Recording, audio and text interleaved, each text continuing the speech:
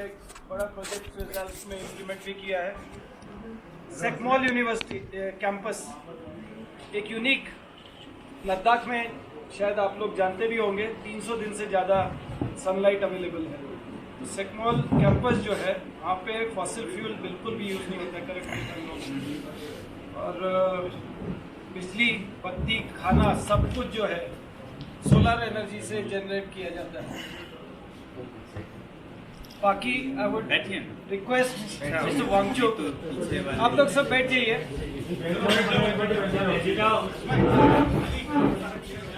Definitely Three Idiots ने region को जो अच्छे काम करते हैं कहीं ना कहीं मूवी के थ्रू कई बार लाइमलाइट में आ जाते हैं। So Three Idiots was one of the phases because of which the region actually came, and most of us started to know about the region. ये लद्दाख भी है, but काफ़ी एक तरीके से पिछड़ा हुआ था। इसमें सर का बहुत हाथ है to bring it to the next level, the complete region on the whole. I would request him to enlighten us with his kind words. बैठ के बताइए सिर्फ नाम और शहर। अहमदाबाद से साथी tours and travel Dilip Patel. मेरा नाम राकेश शारदा है, मैं अहमदाबाद से हूँ और मेरा कंपनी का नाम है शारदा टूर ट्रैवल। मेरा नाम दीपक नायक है और मैं अहमदाबाद से आता हूँ और मेरी फॉर्म का नाम है राधा कृष्ण।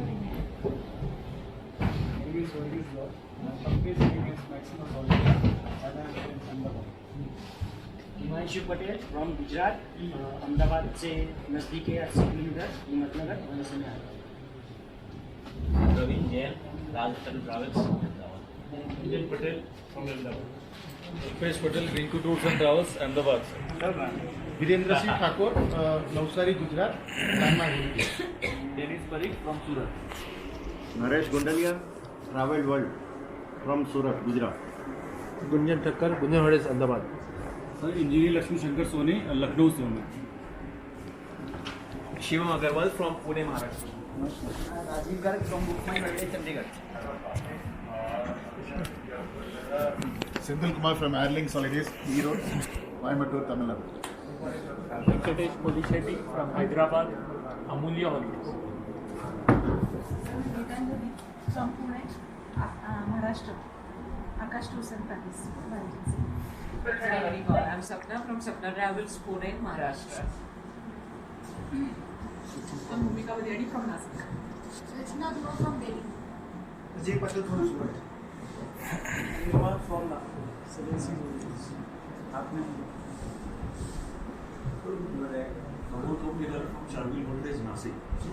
आकाश Katole from Nagpur.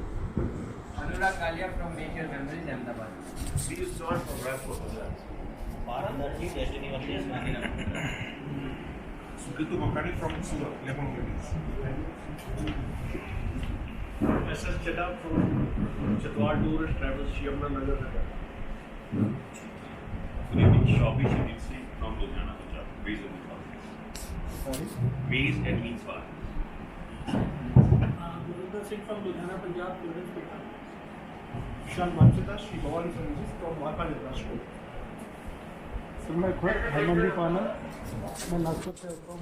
Dialysis travels हमारा पेरेंट कंपनी कंपनी है और जीपीएस करके हमने एक मूवी शुरू किया 2013 में। Had a following of more than 50,000 travel professionals across India. We have presence in different cities. Bengal से नहीं है? बंगाल से भी है। बंगाल से ज़्यादा गुवाहाटी से भी है। Okay okay. और नहीं आता सब किया। हमने जो ये प्रोग्राम यहाँ पे किया है, education destination workshop, education destination workshop international क्योंकि हमने बता There's a difference. It's called Edwins. Within the travel industry, it's very similar. We bring agents together in different states, different parts of India. Is attend the GPS and Google partnership and bring them for an educational to interact with the local, understand the local activities, understand the local experiences, do a B2B at the destination. And we met with almost 4 different exhibitors. We concluded almost 1,400 meetings. meeting yesterday. And each one had an opportunity to sit, understand the different products which are offered by the hotels, the council के बारे में पहली बार पता चला कि इस तरह का कुछ यहाँ पे अवेलेबल है पॉसिबल इसी तरह के अंदर में क्या है रीजन लोगों को भेजते तो हैं बट यहाँ आके उनको पता चलता है कि कैसे डेस्टिनेशन को भेजना है क्या करना है तो we run this as an educational it is a highly subsidized This event. itself. It's a very subsidized basically we call it internet level 3. This particular event is called internet level 3. It is at an altitude of 8 and the price that it starts with for the registration for them आपने खरदुंगला से नहीं किया अच्छा नहीं किया नहीं तो 18,000 नहीं सर 18,000 करते हैं जब बॉम्बे से जो आते थे ना तो उनके लिए हमने 18,000 क्योंकि बॉम्बे से फ्लाइट्स का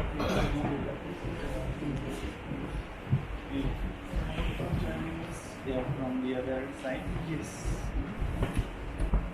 Now we are beginning to नहीं लोकल से एस्टिमेशन में मिस्टेक हो जाएगा इसलिए नहीं जाता educate them in a manner more responsible कुछ चाहिए good इसमें काफ़ी छोटी छोटी चीज़ें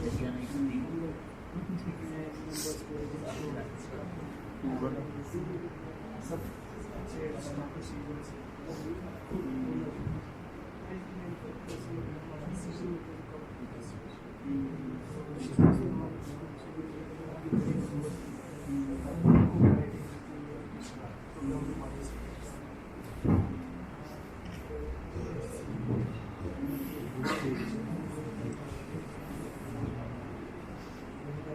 they have got a task.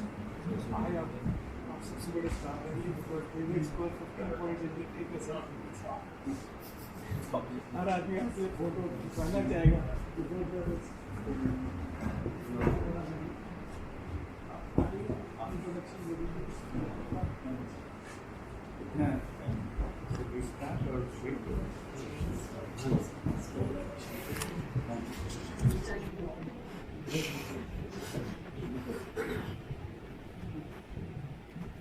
जो लोग अभी आए हैं एक बार सिर्फ अपना नाम और अपना सिटी का नाम बता के इंट्रोडक्शन एक बार दीजिए।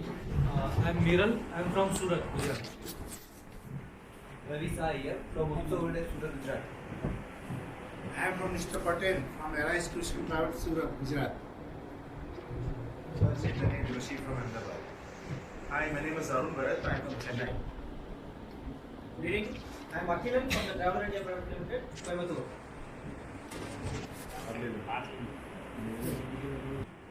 स्वागत है आप सबका। बहुत अच्छा लग रहा है कि पूरे भारत से हैं आप लोग। नेशनल इंटीग्रेशन का एक बाय प्रोडक्ट और बन जाता है। Hindi Sir, some comfortable. Some of them are not so. They should be on the option. Okay, can do. Very happy to be with you all this evening. I'm sorry, I apologize that I couldn't come yesterday, although I was told the event was in Leh yesterday, but I was in many meetings. Even today, I could only exit a very important conference just in time enough to be at 7 here. I'm happy that I was at 7 more timely than many of you are still to join.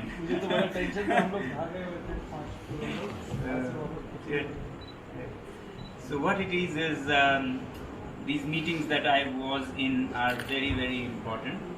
But to test that and test your general knowledge, let me ask, how many of you have come for the first time in present Ladakh? And everyone. Any who have come before in this present Ladakh? Well, I want to declare that even you are coming for the first time in the Union Territory of Ladakh. Welcome to the brand new Union Territory of Ladakh, but it is harder than just celebration. We in Ladakh are really brainstorming, leaving no stones unturned to see how we can secure our environment, our land, our people, our culture in a new setup where there will be much less safeguards than were there in Article 370 and 35A. There were many problems, but it was a very protective layer. And now we are out of that, and people here are very concerned, and I'm quite involved through my alternative university. I don't know if you know, we have just started an alternative university called Himalayan Institute of Alternatives. You've heard of it? Yes. You have, I think. You were at Farm Stays. Yeah. So the Farm Stays is an initiative of this alternative university to bring more sense in tourism for the rural areas, for the people who are in villages, who do not normally benefit from tourism, who get the worst end of tourism. So why I mentioned this, although I'll mention more about it, is that Himalayan Institute of Alternatives is doing an exercise with leaders from different sections of society in Ladakh to study how best to frame a very profound and thoughtful framework for the new Union Territory. Okay? Because if we make mistakes, it can be very costly, and it can be very difficult to amend it later. We have to get it right in the first time. So, what I was today in before coming here was a very important event where 3 weeks ago we sent delegations from Ladakh to all parts of India, I would say, northeast to south to Andaman Nicobar, to study what it has been to be a union territory or a state with tribal safeguards. For example, in northeast, Sikkim has various safeguards under the constitution, 371, if you are familiar.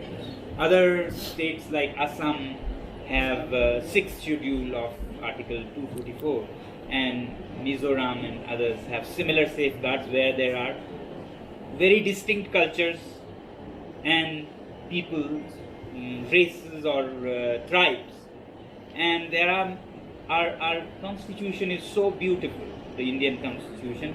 It doesn't dominate over every human cultures of the nation. It actually protects them, it supports them to keep the diversity, and that is what is beautiful about India. Unity but amidst diversity. And there are provisions to keep that diversity alive.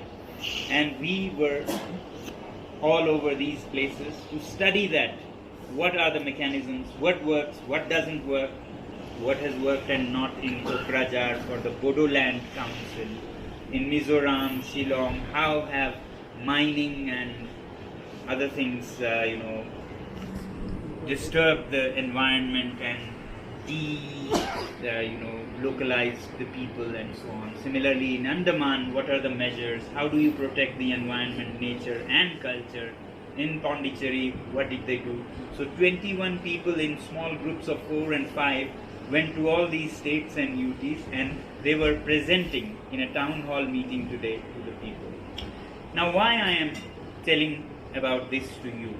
Partly because I am sharing what I came from. We get to know about each other's lives, days, good as friends. But partly I'm telling this with a vested interest.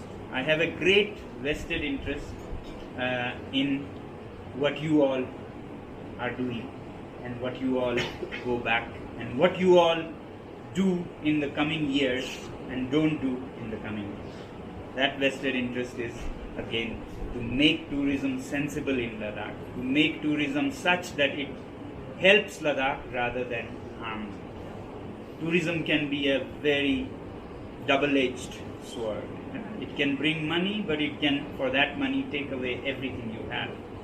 So we have to be very careful, and I got very interested when I heard that there are many travel companies who bring their clients here.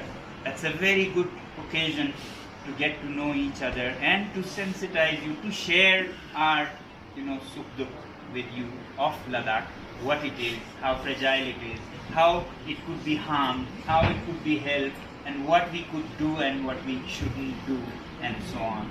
So that you at source are already sensitized and caring for this place that you feel a bonding with. We would like you to be like ambassadors of Ladakh. We would like you to be friends of Ladakh in different parts of the country who educate, sensitize, and make friends out of people who visit here.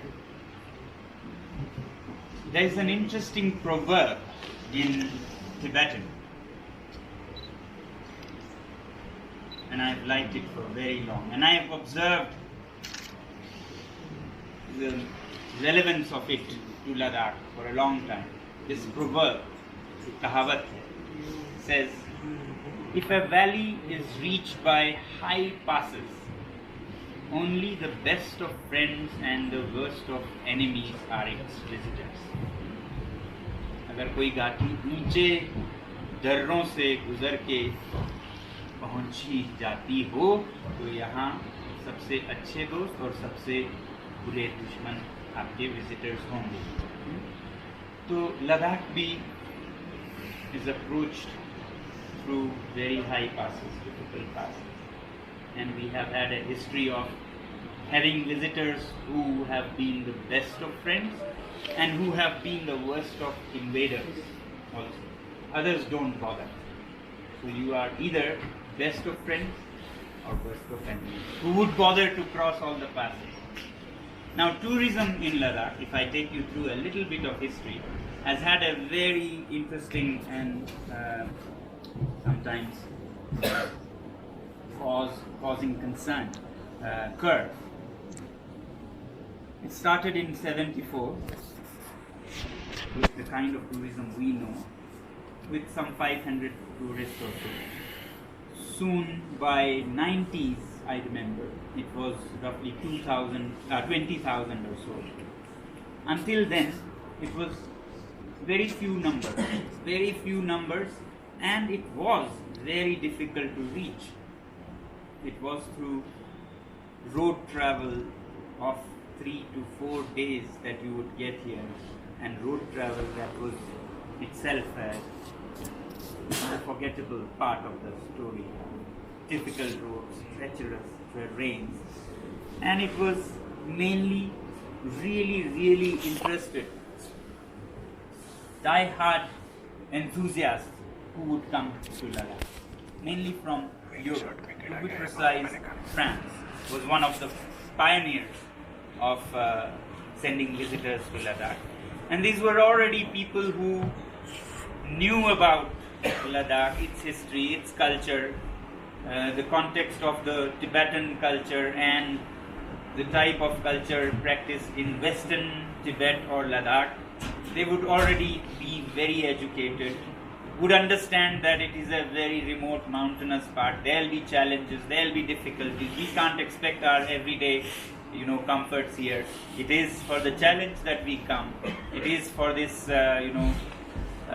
treks and hardships that you consider a part of the game.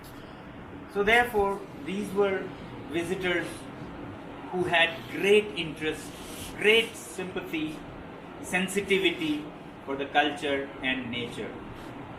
They would come here at a time when in the West, in the Western countries, problems of their own civilization were emerging. When they saw that the 300 years of industrialization has not done good alone, it has caused a lot of restlessness in the mind, broken the social fabrics. The environment was showing cracks in the 70s already, 80s. Acid rain, global warming were all just emerging as challenges that the world was facing.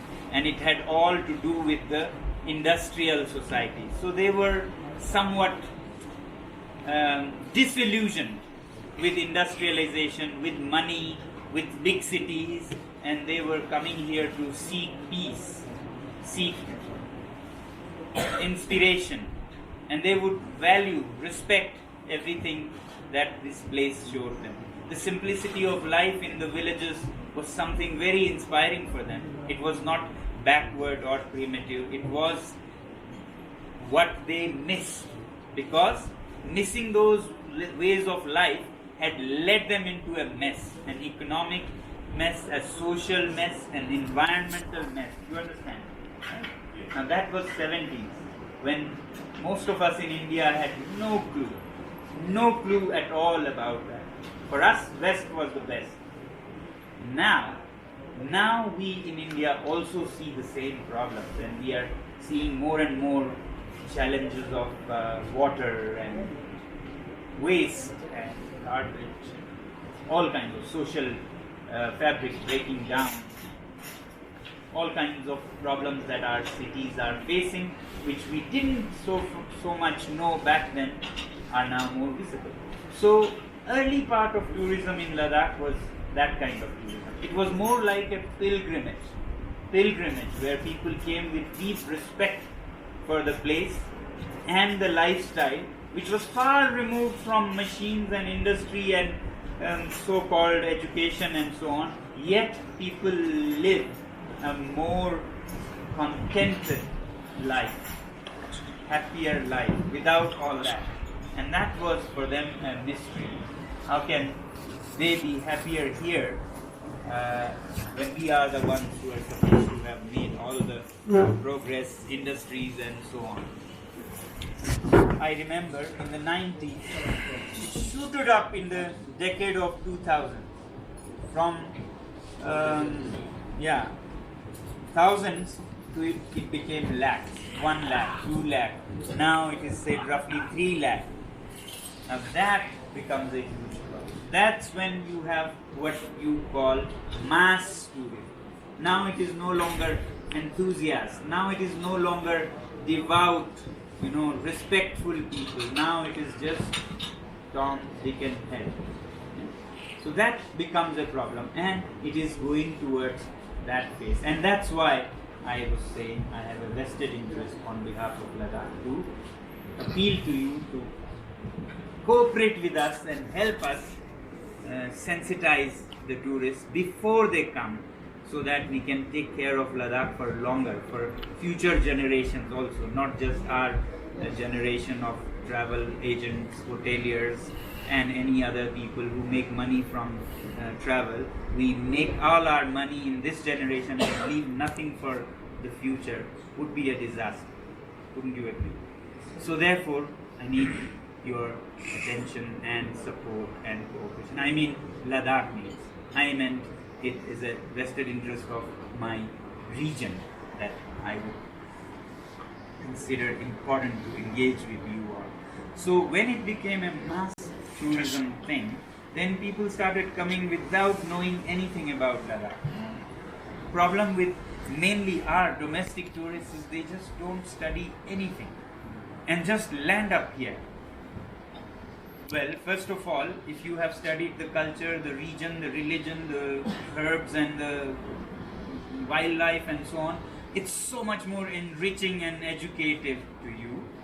Secondly, even if not that, if you know nothing and come here and you are advised to take rest and you go up the mountain and then you go back in a body bag. That happens a lot. People come without any idea of where they are coming, and then their families get their bodies back. That's dangerous. That's not nice for a nation. That's not something we can take pride in, that our nationals are so, frivolous and ignorant when they travel. You have to really educate them. Ladakh is I think of Ladakh as a university of life, where you can learn so many things that is difficult in cities. I'll come to that later.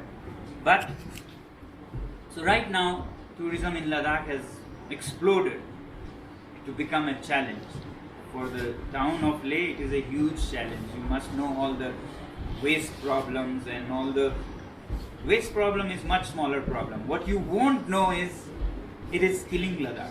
It is killing Ladakh not just with waste. It is killing Ladakh because of all the tourism opportunities in Leh. The whole of the villages are migrating to Leh. Okay? So Ladakh is dying in two ways. One is that Leh city or town is exploding as 300,000 tourists come, more than the population here. And then to serve them, so many people come from many parts of the subcontinent. And Ladakhi young people from all the villages are all heading towards Leh because that's where the opportunities are. So Leh is dying out of an explosion. And the villages are dying from an implosion. Implosion, when you collapse. So one is exploding, the other is imploding. Villages are imploding because all the able-bodied youth are leaving to serve in Leh, leaving their farms and the village to elderly people who are in their late stage, who should normally, in Ladakhi culture, not just in government jobs, they retire gracefully in the villages and take to meditation, chanting, meditative practices and so on. They end their lives with a very relaxed, peaceful stage. Not anymore. Now they have to continue to farm in their 70s and 80s because all their children and their grandchildren have all gone to Leh for tourism and education. That's another story, I won't go to that. But tourism is becoming, as I said, worst of enemies. Not that individuals are bad, just the impact of it is such that it is killing them. Now, should we stop tourism? Is it so bad? Should I not bring travelers? You might be thinking. No. My belief, not just belief, my calculation is that Ladakh can actually take even more than 3 lakh tourists. It can easily take up to 10 lakh tourists. But the trick is in not numbers, it is in the management of it. So far, I would say it has been by and large mismanaged.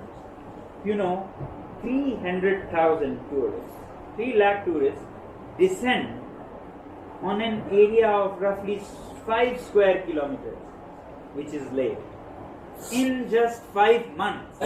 You can imagine? It's not like tourism in Ladakh, it is mostly tourism in Leh. 3 lakh descending on 5 square kilometers in 5 months, it's a very strong dose. Medicines can kill in strong doses, right? So tourism is becoming that kind of overdose. So the answer is not in stopping tourism. Answer, I feel, and that's what we are working on, is in spreading tourism in such a way that it has a win-win effect. It has a positive effect on the rest of Ladakh. Unlike now, when only one city is growing and killing itself with that growth, others have to move to that and kill their own village that they leave behind. So rather than this kind of mismanagement, we are considering managing it so well that you can sustain larger numbers according to the carrying capacity of places. Leh doesn't have a carrying capacity of such towns. So therefore, the answer is in expanding, spreading out. Spreading out in 2 ways, I say. Spreading out in geography, space, and spreading out in time. Let me explain. Spreading out in space would be not just concentrating in Leh, which becomes like a can of worms. You see yourselves, you don't see Ladakh. You see tourists see tourists, that's all. You hardly find a local almost. That's not what is tourism all about. It's about exploring new places, new people, experiences. All of that you don't get in Leh. You get to see what you left. You get to see the same kind of buildings. You get to see the same kind of cars, a television screen. Why would you come to Ladakh for that? Why wouldn't you just stay in Surat? See the same walls, same television, same kind of people. You don't see much in Leh. So spreading out in space, meaning going to all the rural areas. So when you saw farm stays today, that was an exercise, that was an experiment in that. To spread out to other places where people are leaving because they don't have opportunities. Thiang is one example. When we went to Thiang, where you saw, Thiang is the name of the village, we went to Thiang for solving water issues. Very soon we saw water was not a challenge. There was water, but the farms were lying fallow, dry, no farming. And we asked, you have water here, why the farms are? They said there are no hands to do the farming. They've all gone to Leh to serve in the tourism industry. And we were particularly inspired to start farm stays by an old lady of 83 years who was doing farming all alone. She's still there in camp, all alone. So for the whole week, she's alone with her husband. Both of them are octogenarians. And her kids visit only on weekends. And the rest of the time, she was, in choking voice saying, is this progress? Is this what we grew up to see? That's when we said we should, rather than robbing their youth, we should bring the economy that they go for at their doorstep. That's when we said, why can't farms be an experience? Guest houses, hotels should not be just a place to spend the night. It should be a destination in itself. That's the idea behind farms. That it is not just a house to spend the night and go somewhere. It is the place to go. You go there, you experience farming the next day, pull some, weeds and feed the cows and milk the cows and go with them to see how water is distributed. And if you come with your children, it's the best learning of their lives. Outside their classrooms, but the real learning is happening here while they are thinking they are doing their holidays. So it's an amazing way for children to learn where milk comes from. How do you take care of animals? How do you grow food? How do you live in a village cooperatively and manage systems that the community needs? All these can be learned. So spreading out of Leh into villages, and the whole of Kargil region, whole of Zanskar region are all devoid of opportunities for the young and devoid of opportunities for the visitors to see so many interesting things in these regions. I think Kargil is a totally unexplored place, and people, I believe, should be self-confident enough to make their own trails. Why follow somebody else's trail all the time? We should inspire them to make your own trails. Don't follow some film and some film story. Be the star of your own stories and create your own story. That's how people should be. I really find it very, very, very sad in India. Everybody is all about films and actors and stars. What actors? They just do their job of pretending somebody and we make them into gods. While we don't even care about somebody right next door who might be changing the world in a small way. We don't support them till they get connected to some film. Then we start. So you look for stars in your own family. Your kids might be the stars and you are taking them to Pangong to see some stupid lake. You can create your own stories in Kargil, in Zanskar, in the Sham Valley, in your own region, in other parts of the Himalayas and regions. That's how the nation can help villages rise. As the Prime Minister said, let tourism take income and economy to the remotest parts of the country. So in space we need to spread, and perhaps you could support such tourism in the future where it's our job to ensure that very good quality and training is provided, so that the clients get as good an experience as in a hotel in Leh. I mean, it's only the beginning that we are about in Pyang, but since it is a university, an alternative university means you don't just have 2 years degrees. What we do is like 2 months courses for housewives and mothers in the villages who may be illiterate, but they come to our university, learn how intercultural relations work, how foods work, how different cultures can be communicated to, and how to create their home into an employer, so that their children find it very strange that their illiterate mother sometimes earns more than them going to Leh, and then they start thinking, I should join my mother and make the farm stay even better. That has yet to happen. We would like to take it to Kargil and other regions which are unexplored for the visitors and untouched by economic benefits for the people. So they don't have to leave the village and come to Leh. Thereby you will be saving two. Like they say, killing 2 birds with a stone. I don't like the idea. Why kill birds anyway? Yeah. So how to save 2 birds with one action? Yeah. You save Leh by decongesting, by encouraging your tourists to land in Leh. Okay, first night spend in Leh, but second night in Leh is a crime. Go to Zanskar, go to Guletokpo, go to Tingmosgan, go to Dahanu, go to Changtang. Go to so many places and explore and create your own stories. Yeah. And that's one way of saving Leh and saving the villages. Because they won't have to then go for Leh. The second thing that I was saying was in time. How to spread out in time. Now, right now, tourism in Ladakh is the 5 months of summer. How about autumn, late autumn, winter, spring? So much can be done. So at our university we are also working on winter tourism. How to make winters little bigger. Maybe not like summer, but much bigger than right now. But winters are cold. There are methods.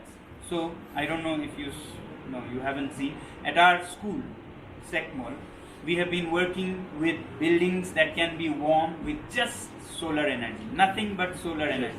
It can be plus 18 inside, plus 20 also if it is commercially run. You can invest more, and it will be plus 20 inside when it is minus 20 outside with 0 fossil fuels, just the sun. So we are trying.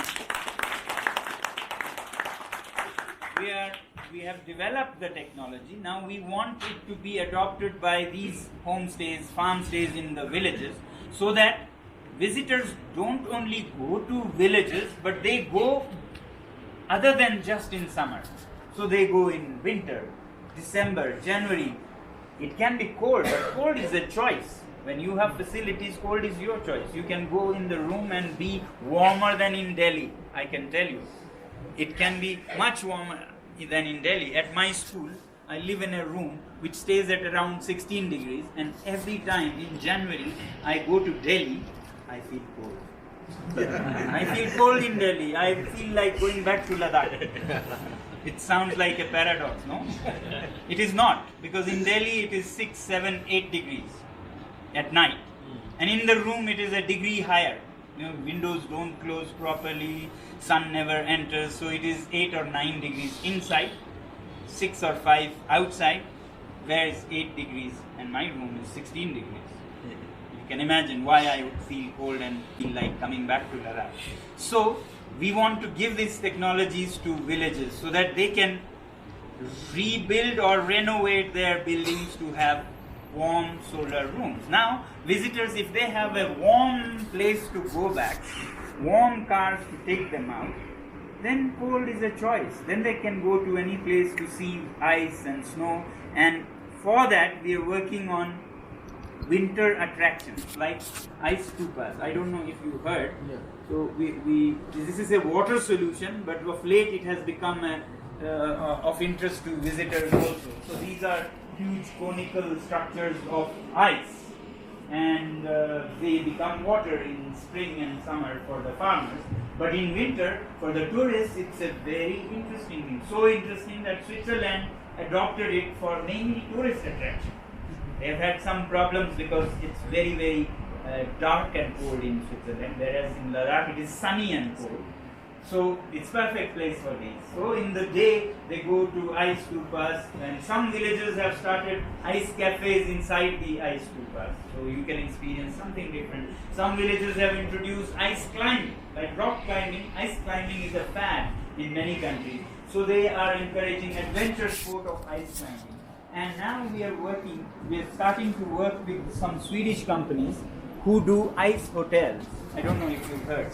There are these ice hotels in some Scandinavian countries, Canada and Japan. Yeah, and they are very, very, very expensive. They can easily cost 1 lakh, easily it can cost a night. We hope to charge that.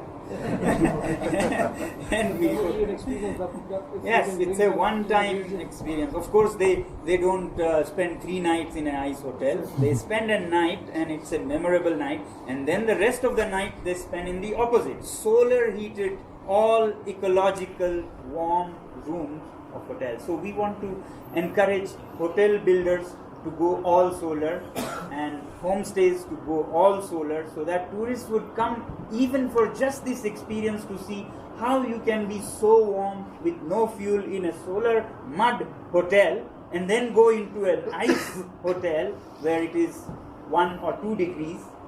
Ice hotels are not cold, it's much warmer than outside. Outside can be -20.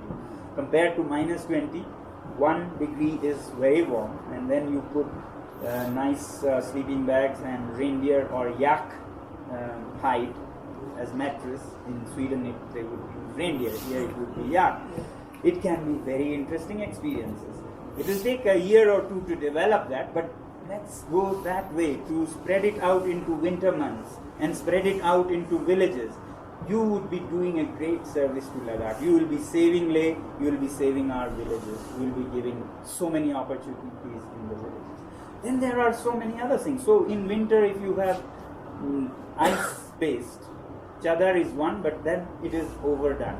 One chadar, 300 people, it has crashed it.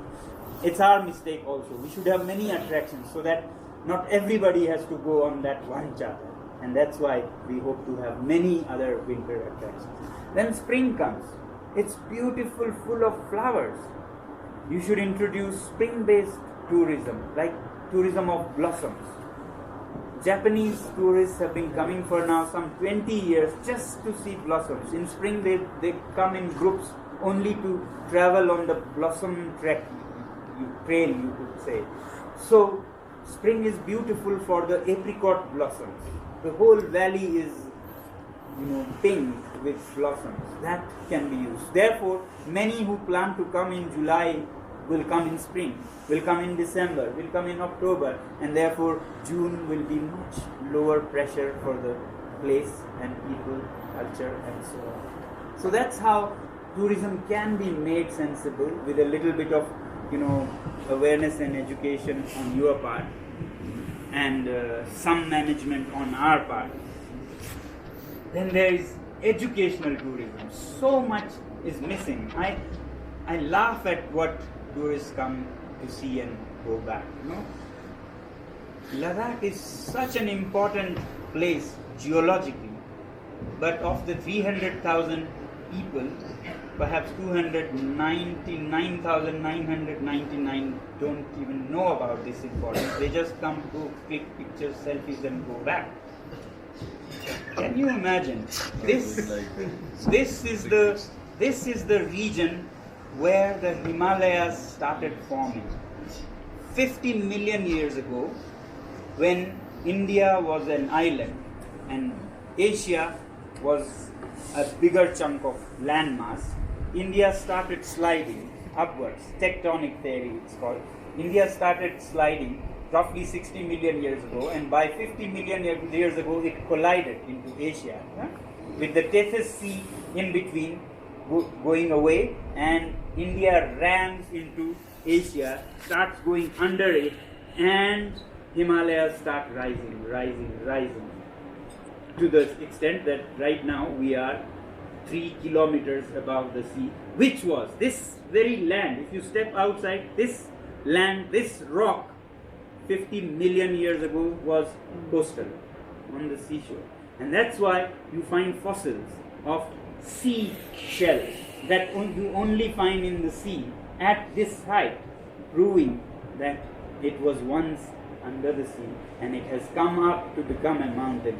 But that's not something new, I'm telling you. Many of you would know if you paid attention in your geography lessons in your school. What you may not know, and I'll add to your knowledge, is that where you are is almost the place where this collision started. That's what people don't know. Where you are is where the collision started, and where you are is where the line of collision goes, the suture line. You understand? When two continents collide, one goes under and makes a huge mountain. There is one side which should be Asia, right? Which is with which the Indian plate collided. The other side should be Indian plate. Even if it is mangled now, it should be the Indian plate and the Asian plate that have collided. This is the place. You are sitting right there. Indus is supposed to be the suture line where this collision happened. And tomorrow, you go back to Leh tomorrow? Yeah. Or day after? Yeah, but pass Leh or fly? You'll pass Leh. So not in Nubra, but as you pass Leh, when you get to Likir, after the next village Saspol, you climb up to Likir. From Likir to Phem, where you went for farm stays, keep your eyes open to your left and to your right. To your right. To your left is north, to your right is south. To your left you will find a totally different type of mountain. Totally different type of mountain from what you find to your right or south. I don't know if some of you already paid attention. That will be interesting. Okay, can you tell me what important difference did you notice between the mountains on the right when you came, or north and south? Yeah? Okay. There were ridges and the color was brownish, reddish. On which side? On the right hand side.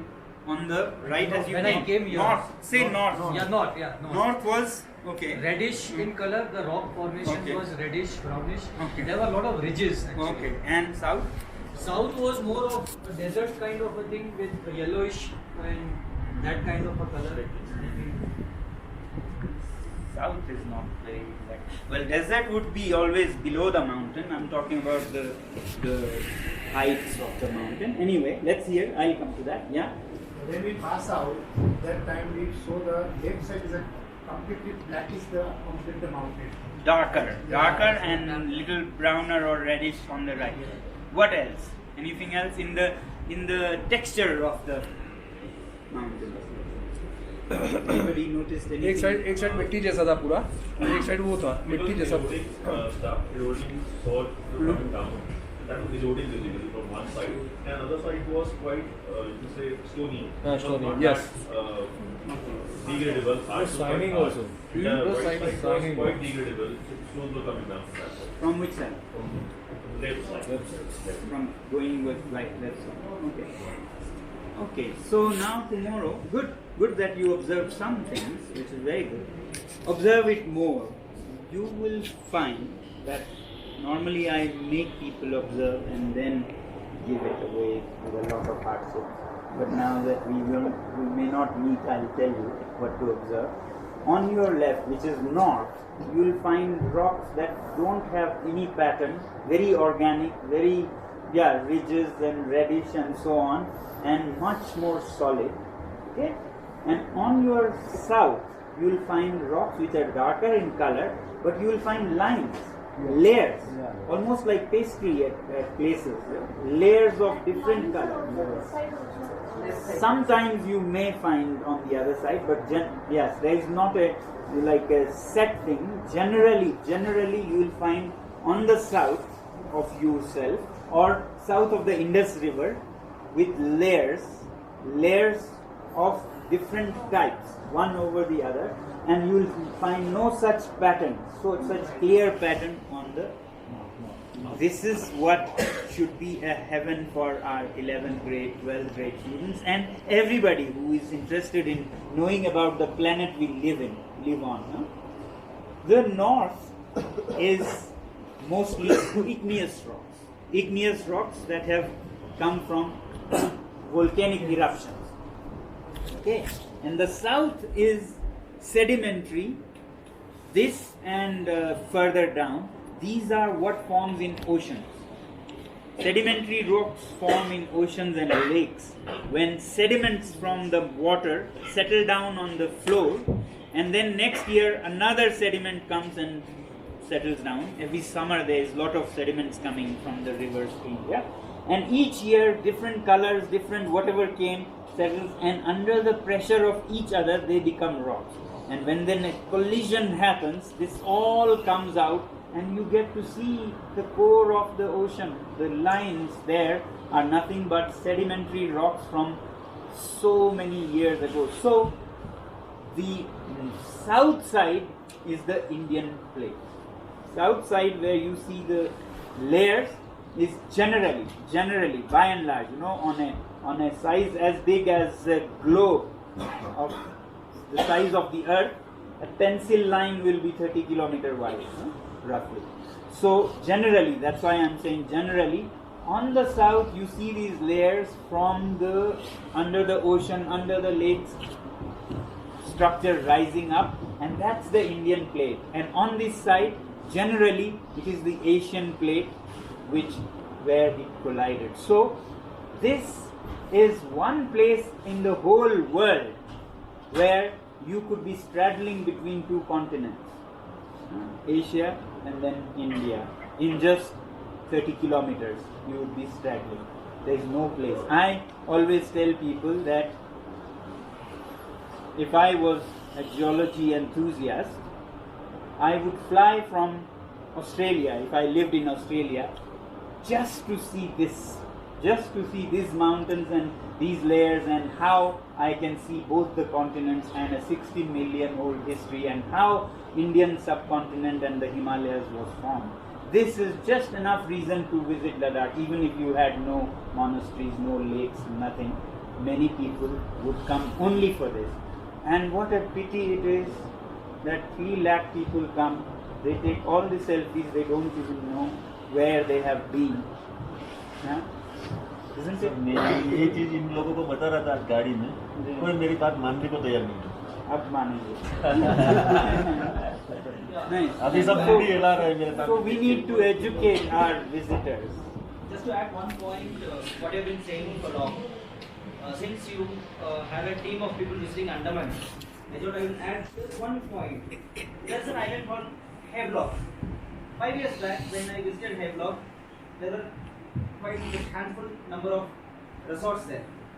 And now, just a month back when I visited, the island is just full of resorts. One. And number two, due to competition, every resort wants to build a private beach, thereby destroying the mangrove, which is the lifeline of that island. So one request what I would make on behalf of the travel company is that just to endure more tourism, please maintain the ecology of the, since you are in that elite group wherein you can frame the policies. So it would be great to do that. And I think it can the island of Havelock will not be there. The tourism will die. Yeah, so we have to make it last longer, yes, and it has to be a joint, we are two wings of the same bird. So you have your side of work to do to sensitize the visitors, and we have our side of management to do. So Ladakh, I was trying to say, can be a university where you learn about all these things. A pilgrimage where you pay respect to nature. No place shows the underneath of the earth, the core of the earth, like Ladakh does. So much benefit it would be for all these young people who could come and study these things alongside having a nice time. So interest groups in geology and in herbs and in so many other things come all the way just for that. Why not make it valuable for our general clients, for them to know a little bit before and appreciate it when they come. And thirdly, I would say our domestic tourists are very lazy. Very lazy. They just do car travel, only in cars. They don't do trekking. Whereas Europeans, Australians, they would spend hardly few days in Leh and then they would go on 7 days trek to this place and that place and so on. There's so much to learn and experience and meditative experiences in the mountains. Maybe you should sell that kind of experience. Don't just come to Leh, take a car, pollute the glaciers with your diesel car and go to a lake and come back and go brag about how I have been to Ladakh. We need to grow up, more mature. Our travelers need to become. I'm sure it is much bigger thing to do than just your companies, but together we can make the Indian traveler feel a little more mature than just going around in a car. To go into mountains, valleys, into villages that are approached only by trains would be very interesting, isn't it? Similarly, we would like it to become educative. For example, at our school, Sekmol school, a lot of visitors come, and there was a point when we were fed up with so many visitors coming, disrupting, and then we said no, we should not be fed up. Our students come to school, so let's treat the visitors also as coming to school. Let's educate them. Let's educate them about environment, let's educate them about use of energy, sustainability, how we can live comfortably without destroying the planet. For example, you were mentioning that our campus runs mostly on solar energy. Solar energy for heating, cooking, water lifting, almost everything. Except for standby, we do use other things because sun you can't guarantee. So this can be an educative experience. So then we started welcoming them. Fine, we can't resist you, so we better welcome you. So we keep 3 or 4 students always ready to give them a very good tour and tell them how we can live a happy life even with very little resources. We can have houses made of mud. Dunduk ji हमारे one of the best foremost entrepreneurs हैं लद्दाख के. He's an inspiration. इन्होंने tourism में जो किया, so proud.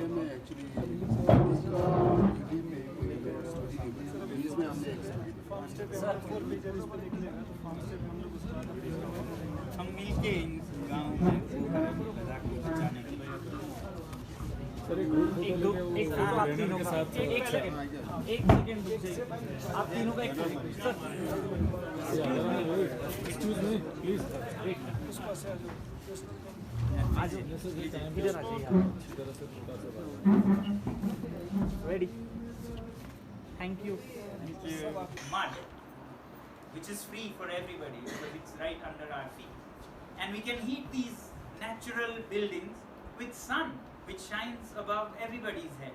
There's nobody so poor in the world who doesn't have earth under the feet or sun over the head. If you have human resource, you can make the two meet and you can live happily ever after, even in places like Ladakh. So if people can live happily in mud houses with solar heating in -20 Ladakh, you can do much better in any other place. So we try to make it an educative experience. Yet we are still dealing with a lot of problems because they come at any time. So what we have done, and I would like to inform you, for Sekmol school, where we try to educate them about energy and many other science issues, especially good for children. We appeal to them to come only between 10 and 12 in the morning. 10 and 12, we keep guides for them. We keep some juice or something and a guided tour and keep it free for them. If they want to donate, fine, but otherwise we keep it free. But then after that, we try to penalize them a little bit so they don't come. So we charge money if they come after 12, otherwise it's free. So educative truths can also be highlighted in Ladakh. So you learn about energy, environment, physics, chemistry, and our school tries to do that. And you can, encourage such learning among them. But please have them know that these are the timings. It's a school. Please respect it. So you don't just go at any hour after 12 and go into a classroom and sit there. You look funny. Any school will find it funny to have some students come in. So I just wanted to say, please cooperate in making them comply, and definitely, as I said, why not educate everybody about these possibilities? So we try that in our campus. These buildings, as I said, that homestays and farm stays, we want them to adopt like the farm stays you saw, so that winter in Ladakh is also possible. So generally speaking, what I was trying to say is, if we all work collaboratively, we can make visit to Ladakh an elevating, enlightening experience where you do minimum damage and gain a lot of knowledge and experience that matures you. Traveling is a great way of, ensuring our own growth and maturity. But let's not waste it by just doing mass tourism, but rather in harmony with what the place is. And in this new union territory, we hope to bring some semblance of a well-managed place that receives to the benefit of everybody in the villages, in the regions that are not reached otherwise, and without destroying places like this. Thank you very much.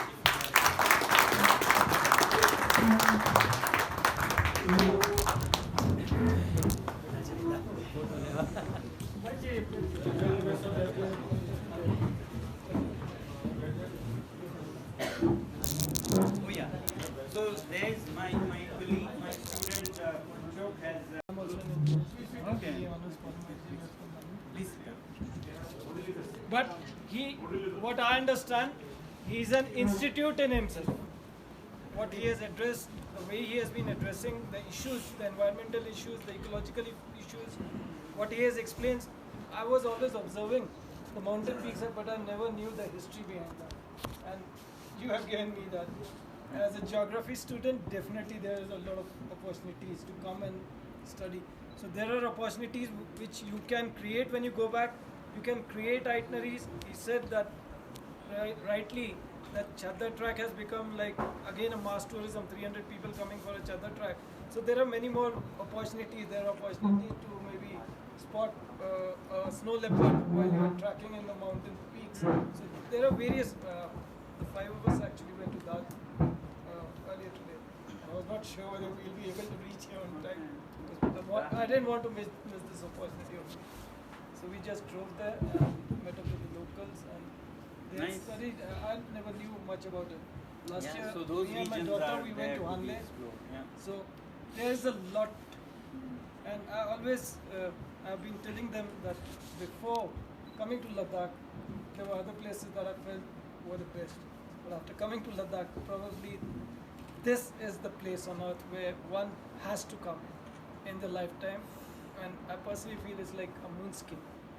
The views that you can get while we were sitting at the Hall of Fame the other night, and you could view ये आप अपने घरों से या normal जो हमारी routine life है उसमें हम लोग ये नहीं देख पाते। आज आप लोगों के पास बहुत अच्छी अपॉर्चुनिटी है। आफ्टरनून के बाद आप लोगों ने काफ़ी रेस्ट किया है जो मुझे पता चला है। तो कल सुबह 6 बजे आप लोगों को यहाँ से हम लोग निकालेंगे फिर so that we can cover more, because we have a lot to see, visualize, take all of it within ourselves, and all of them would love to have a picture with you, sir, if you permit. So when you meet hoteliers and homestay guest houses like Dahanu, sir mentioned, that's a region to be explored. Encourage such places.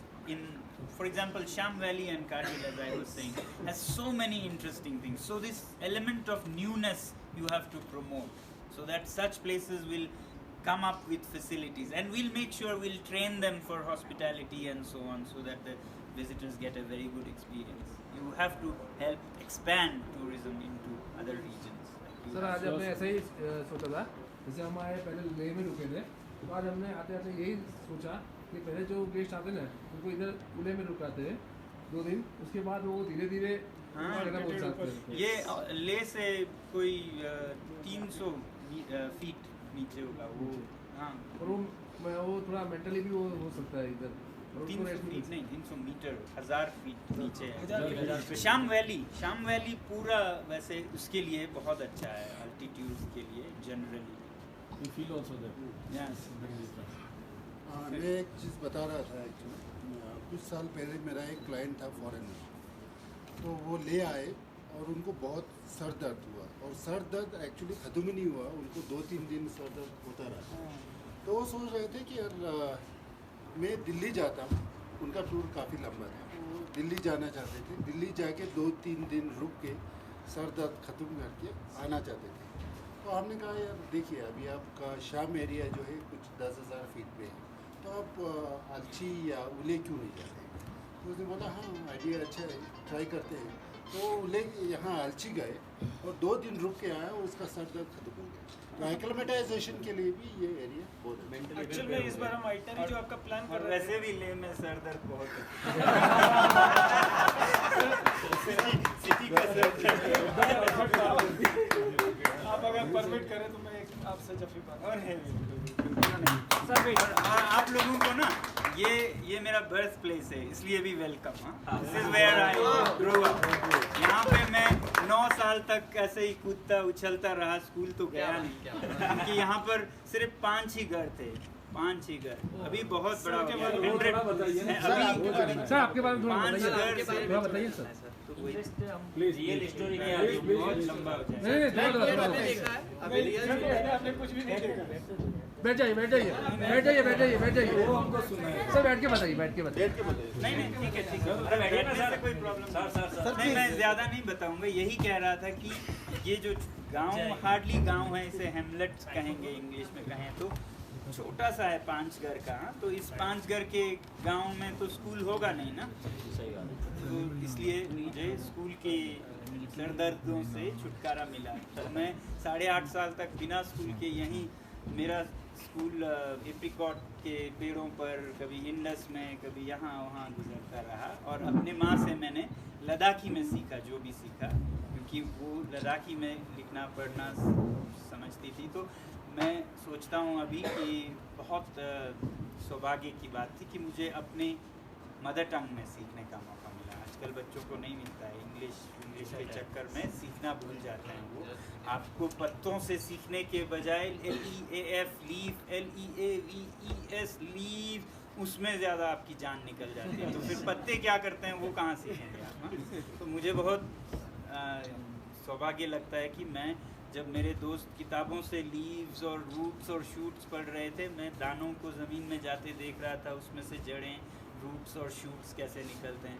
And this is great for the mind. A child needs a stimulating experience. More than English, a child needs a stimulating experience, and in mother tongue is the best. आपकी mother tongue एक बार अच्छी हो जाए तो आप कोई भी language कभी भी सीख लेंगे ना। इंग्लिश क्या है, बड़ी बात है ना, उसको महीने लगेंगे। एनीवे, तो उस 8.5 तक यहाँ सीखता रहा। फिर मुझे ले जाया गया रगड़ के, घसीट के स्कूलों में, जहाँ बहुत दुर्दशा हुई कुछ सालों में। तो मुझे हिंदी नहीं आती थी, इंग्लिश नहीं आती थी, और टीचर्स ऐसे थे कि जिसको नहीं आता उसको अपने पास गोदी में रखने के बजाय दरवाजे के बाहर खड़ा कर, बाहर। मैं सोचता था बाहर में कैसे ज़्यादा सीखूंगा, ये अच्छा लॉजिक है। तो अभी तो मैं हंसता हूँ कि मैं कहता हूँ एक तरह से मैं भी आउटस्टैंडिंग स्टूडेंट।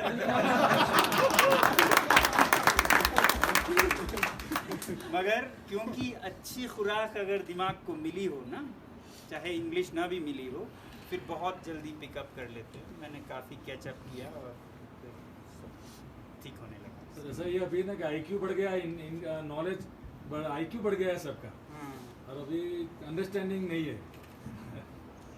सर एक क्वेश्चन है, कुछ महीने पहले आपने एक वीडियो देखा था अपने यूट्यूब पे, I think you in Bhutan time, तो वहाँ पे आपने वहाँ के एजुकेशन के बारे में आपको बताया था वहाँ पे कि वहाँ के बच्चे और वहाँ के जो किंग है उनके बच्चे भी गवर्नमेंट स्कूल्स पे जाते हैं।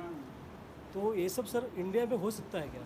नहीं हो सकता, बिल्कुल। इंडिया तो जनतंत्र है, जो जनता चाहे वो हो सकता है। वहाँ तो राजा का राज है, उल्टा हो रहा है ये। आजकल स्टेटस के लोग हायर जो स्कूल से जहाँ सबसे ज़्यादा फीस जहाँ पे देंगे वहाँ पे अपने बच्चे भेजते और हैं। सब अभी ऐसा हो गया है मेरे वहाँ तो जो बच्चा जो अच्छा क्वालिफाई करता है ना उसको अच्छे स्कूल में एडमिशन मिलता है, और जो नहीं करता है उसको नहीं रखते हैं।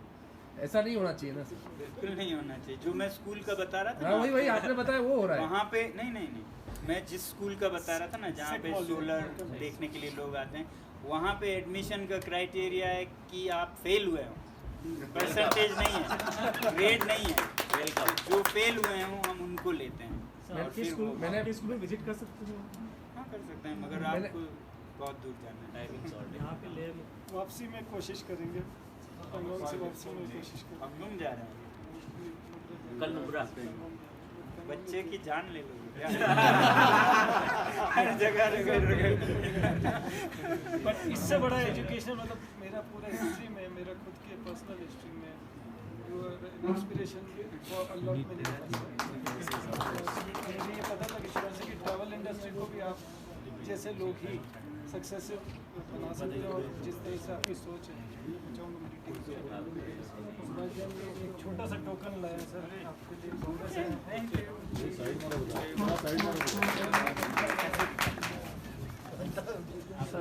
एक मीडिया नहीं है।